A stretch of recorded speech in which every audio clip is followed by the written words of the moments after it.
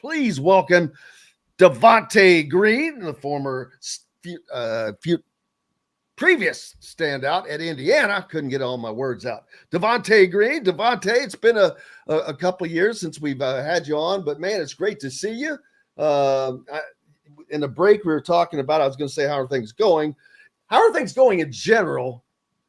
I know you mentioned you're down in Louisville, not too far from us, working out and doing things of that nature. How's life been? Life's been all right. I can't complain. I recently dealt with an injury. I tore my Achilles last summer, so I've just been rehabbing from that. But it's given me a chance to enjoy life outside of basketball a bit. So I can't complain too much about it. It's funny how sometimes weird things like that do bring some other positives into your life. But man, you want to talk about the absolute worst injury in all of sports, in all of anything, in life, as far as an injury goes, maybe a torn Achilles. It's a killer. Were you watching by chance the NFL game with Aaron Rodgers' debut when he goes down, and were you already dealing with yours at the time? Yeah, I've seen the game, and it had just happened to me maybe 3 months before that. So I knew honestly instantly what happened, and like you said, it's not a fun injury to have. And it's strange that it I won't say it happens to a lot of athletes, but the fact that it happens to athletes when they're so finely tuned, uh, and there's no warning. It's like Mhm. boom, it just happens. Yeah. Which I guess that could be said for an MCL or ACL or things like that. But this is a less likely thing to have happened. But man, when it does, it's hell. And I haven't had to go through it. It's weird. I remember I could. There was a couple times I could feel something kind of popping down there. And you want to talk about getting your attention in a real fast. I'm like, oh my god, I just stopped walking. How hard has it been for you to rehab that back and come back from that? I mean, just like any recovering process, it's tough. You deal with a lot of mental battles, and it's a long recovery. It's not, 3 months and you're back. This is the longest I've ever taken off of basketball in my entire life since I've started playing. So it's been tough mentally and even physically. Little things that you're used to doing with ease just complicated and can be frustrating. But it's been all right. Like I can't complain because my situation has been a lot better than I would say most people who tear their Achilles. So I feel like I have a lot of good people around me supporting and a good staff working with me. So I can't complain too much about it. And I'm assuming this is a multiple hour a day thing that you have to do for rehab on an Achilles, but I don't know. What is the rehab process like for that? Well, for me, I try to attack it as much as I can because I'm trying to get back to playing as soon as possible. Um, so I'm easily 3 to 4 hours a day, 4 times a week, sometimes more. That's not including the basketball side of things. I just started getting back into basketball a few months ago, but the first like 5 months, not really getting on the court and doing basketball things, it was tough. It was real tough for me. Are you expecting to be at pretty close to? I don't want to say 100%. I don't. I won't use that, but back to power when the TBT rolls around. Yeah, for sure. I'm already at 100%. If not 100, I'd say about 95%. I have no pain in Achilles. I'm back to moving the way I'm used to moving, and not really dealing with no issues with it. So, knock on wood, but hopefully it stays that way up into the TBT.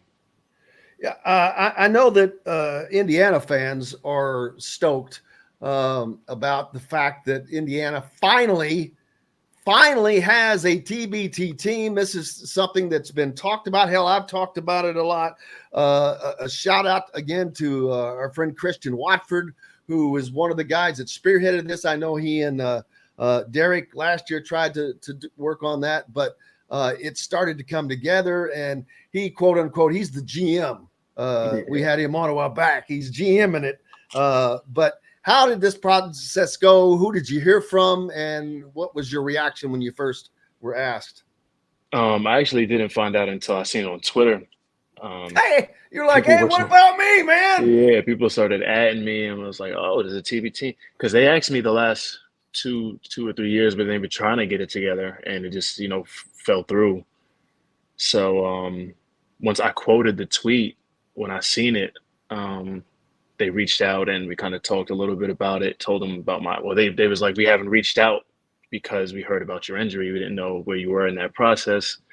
And once we sat and talked for a little bit, they was like, okay, well, we'd love to have you join this team, obviously. So um, that's kind of how that went. And it's a great cross section of guys. It's going to be. It has to be something fun to look forward to just for the competition of it. And this tournament is cool as hell. I love it. But of getting to play with guys like Jawan Morgan, Yogi Ferrell, Troy Williams, a cross section of guys that did not what Jawan did, but didn't really cross over your playing time. Yeah. Miller Kopp is one that didn't. That you guys, you didn't No, play no, together. So, and am I missing anybody right now? no. That's it for now. I'm pretty sure. So a cool cross section that's got to be fun. I know it's going to be fun for Indiana fans, and the fact that there is a team from Purdue and Butler in this thing, and being played at Hinkle Fieldhouse. Have you ever played in Hinkle Fieldhouse? I don't think so. We played against Butler, but I think that was in Indy. I think that was in Yeah, the Pacers Stadium. So yeah, I've never played there. yeah, that was at the old Crossroads Classic. And Yeah, Hinkle, where were you from originally? I can't remember. New York. So Hinkle Fieldhouse, of course, if you watch the movie Hoosiers, not only is that where it was shot, but that's because that's where those games were always played. Mm. Have you been to it yet? No, nope. It's a unique setting. It looks like from the outside this long building, but the court goes across the building. It's a pretty cool setup, but it is a old facility that is very iconic. And that in of itself, you're going to have an Indiana team, a Butler team, a Purdue team. Notre Dame gets one, and you've got the old Crossroads Classic going again. But we don't want to talk about that. That's gone now. What have you been doing before you hurt your Achilles? I was playing in Europe. I was in Sweden, and I had a really good year. We won the championship. I won MVP of the championship. Congratulations. Thank you, thank you. And yeah, I mean, I had a really good year. Well, that has to be incredible. I know that Jordan Hulls, before coming back from Germany 2 years ago now, was still playing. And as a matter of fact, he was at the top of his game. He was a season off of being MVP also over there in his league. Are you looking forward to being able to get back over to that league? Yeah, that's the plan right now. Playing in Sweden's got to be pretty cool. Basketball's taken you to some great places. Where's the best place that you've ever basketball's taken you? Um, I'd probably say I like Sweden a lot. Only thing I would say that I didn't like was the weather. It was really Cold, cold, cold, really man. It's cold. cold. So honestly, I would say Greece because I mean Oh, it's a wow. beautiful place, and the food is the best food I've ever had. So Greece is probably at the top of my list. Very cool. Any guys that you play with that you knew from either the college game or any place else? Um, yeah, I played against what's his name? I want to say his last name is no Cohen. Ant Cohen from Maryland. I Oh, ran okay. into him in Greece. We played against each other though. We wasn't on the same team. So, but it was honestly a couple guys that I knew from just playing basketball. Maybe not college, but like somewhere along the lines down the road in Europe. And when you're where you're playing, is it the same with the like a limit of two Americans on a team, which seems to be a prevalent thing? Yeah, it depends on the country. Sometimes most of the time it's four. it's for or imports, not always Americans. Sometimes they're like Canadian or something. But yeah, most of the teams I played on has been for Americans. That's just got to be a blast being able to do something you love for a living and do it in a place that takes you to see things that most people don't get to see. Yeah, no, for sure. It's a unique experience. It's probably not for everybody, I would say. It's you got to adapt to a new country, new style of living, and different language. The language barrier plays a part sometimes, and sometimes you're by yourself 9, 10 months at a time. So it could be a struggle, but if it's something you can manage, something you like to do, like me, I like traveling, and I'm good with adapting to different situations like that, then it can be really fun. Uh, Getting back to the TBT, and I mentioned that Butler's going to have a team, Purdue has a team. This is like their second or third year of having a team. How much I know the fans want to hear that, oh, it's just like it was, but how much not the competition, but of wanting to beat the Purdue team or the Butler team because it's Purdue or because it's Butler, or is it just about winning? It's a little bit of both. I think it's going to be, Good answer. of course, we're going to go hard. We got something to prove when there's another Indiana team on the other side of the court. But at the end of the day, we're still competing for $1 million. So we're probably going to want to compete like that every game, regardless. Yeah, the fact that this is winner take all, do you like that, or would you at least like it to be first and second place, which I think it should be? I don't think it would take away from anything for paying two places, because I think that the runner-up, man, they deserve something, dude. You get to the title, you Yeah. deserve something. I mean, And I I think like the way it is. Christian said it used to play 2 million. Yeah, it did used to be 2 million. Why'd they go Yeah, down? I don't know. I would think they're making more money off this thing That's what as I'm it goes saying. on. But I mean, I ESPN like the needs to way it's kick set in a up. million. I mean, it's just like, I mean, if you make it, you can go through every team and make it to the national championship. They're not going to give you a trophy. Bingo. Bingo. I don't know why the finals are not played in Indy. I mean, I'm kind of wondering why, because I'm thinking that where is the championship?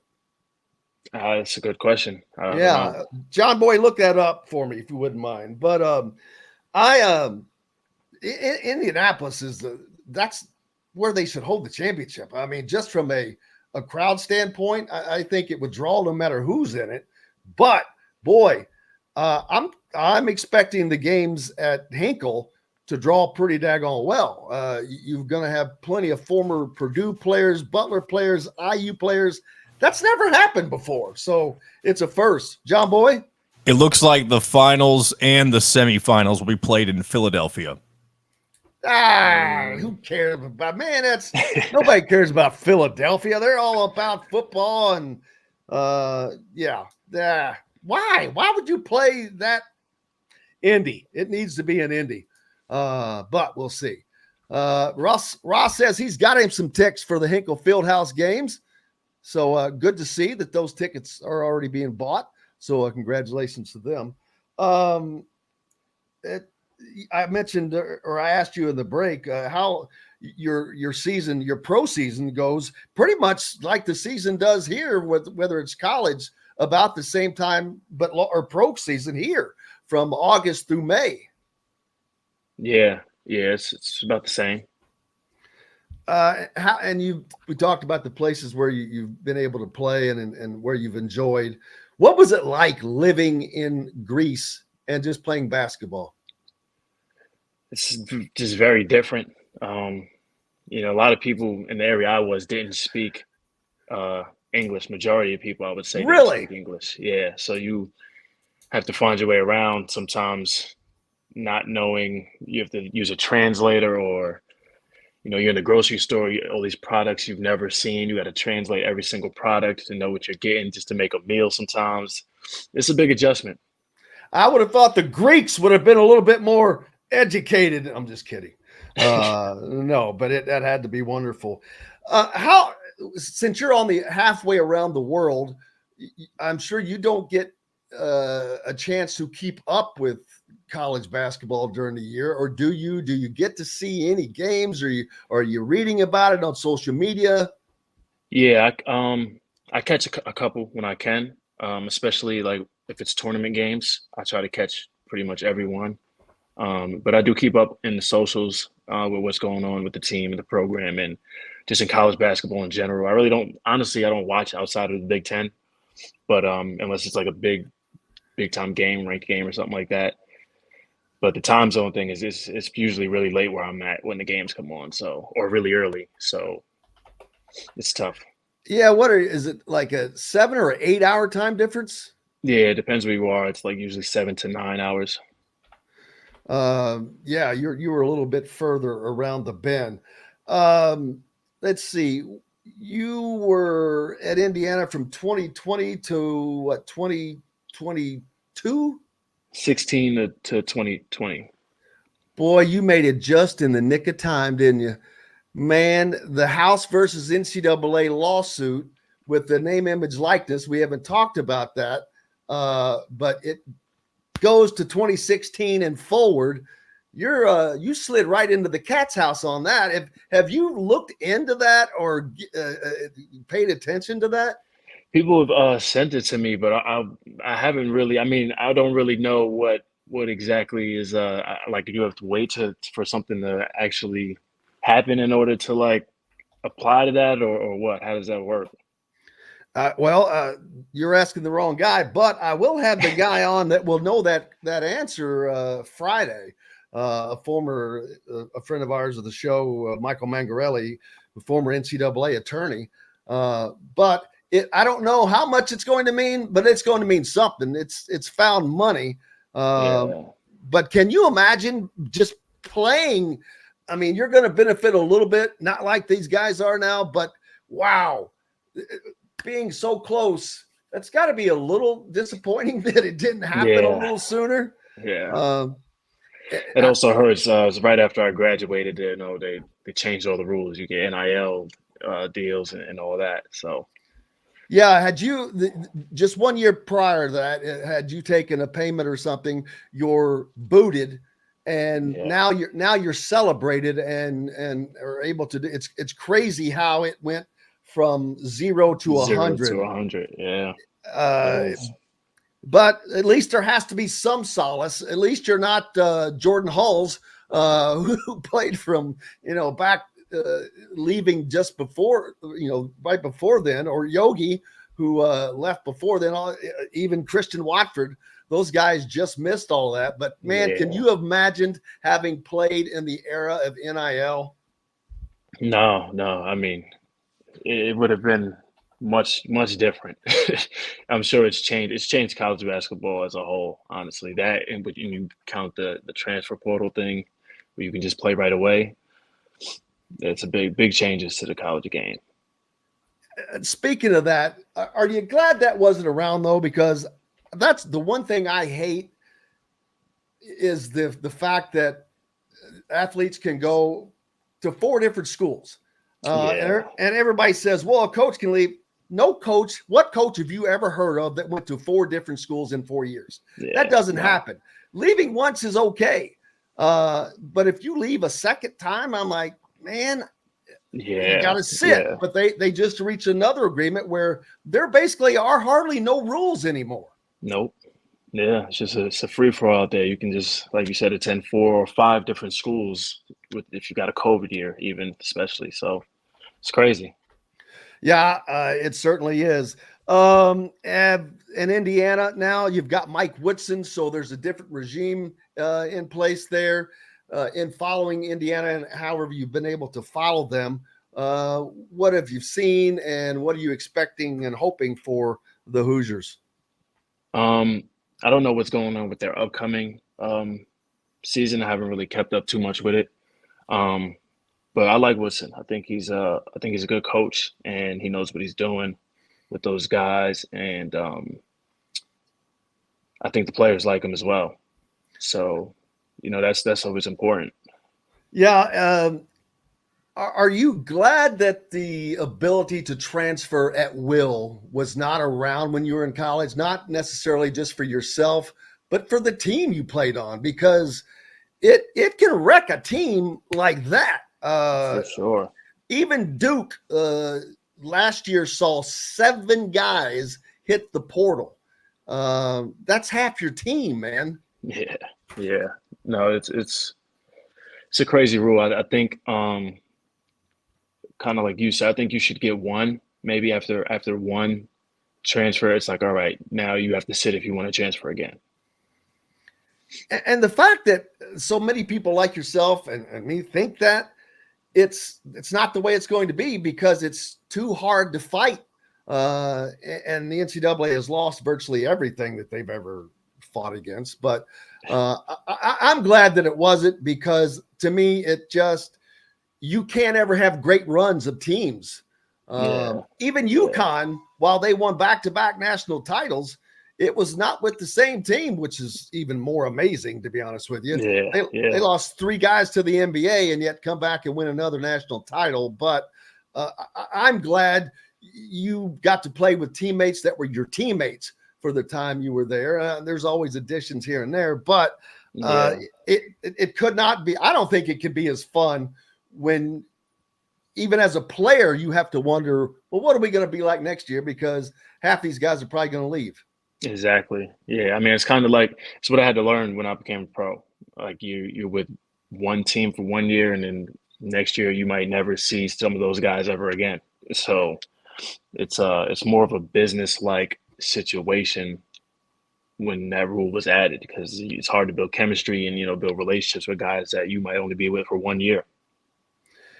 And with these abilities that the athletes now have, I think that there should be some way of at least tying them to whether it's 2 years or whatever, but a multi-year contract that, hey, or here's what you're going to get paid. And first of all, the money that some of these guys are getting, it's crazy. A lot of these guys are making more money than most of our parents have made in a lifetime. It's nuts. Yeah. No, it's crazy. Do you talk to any guys that are current players? I do. What are your conversations, or just general conversations? Have you talked about NIL or things like that? I've talked about NIL with a couple of guys, and it's crazy the amount of, like, I mean, even if you might not even be the star of your team, and you're still, you can still rack in 6 figures pretty easily, it seems like. Do you stay in touch with many of your former teammates? Yeah. Yep. Who are some of the guys you're talking to? I still talk to JMO, TB, OG here and there. How about OG, man?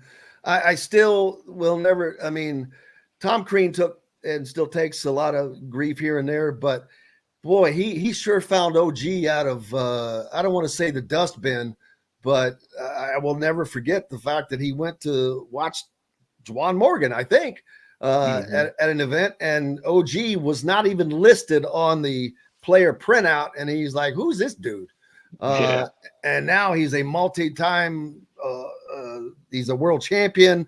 He's a legit star in the NBA. Yeah. No, he's been doing his thing. I'm happy for him. And you've been able to play with a lot of these guys, but getting to play with someone like Yogi Ferrell upcoming, that's going to have to be fun. Yeah. I never got a chance to, and he's a big name in Indiana, so and we're both guards, so it would be fun. Troy Williams, also another one, man. He was you can still see him out on that wing and just doing what he does. How fun is it going to be to play with these guys that are crossing? I mean, we're not talking about back to the Bob Knight era, of course. That would be too long ago, obviously. But to be able to cross over some of these eras and bring that, because that's one of the things Indiana had Bob Knight as a coach for nearly 3 decades. And then you had some changes. So you lose some continuity of the players of who they played for and who brought them in and that. But this is, to me, a way of bringing some of that together. Yeah, no, I would agree with that. A lot of them I seen playing like on my visits or like, when Indiana first offered, I was tuning into all their games. I seen Yogi and Troy playing together, but never got a chance to actually play with them. Hello, everybody. Jim Coyle with Indiana Sports Beat Radio, and thank you for enjoying our content and videos. And make sure you hit that subscribe and notifications toggle so you don't miss out on anything, whether it's Indiana Hoosiers, the Boilers, the Colts, the Pacers, Indiana high school action, whatever's happening in sports. We're trying to bring it all to you, and make sure you don't miss out on a thing. Again, hit the subscribe button for us. Helps us out a ton. We appreciate each and every one of you. Thank you so much.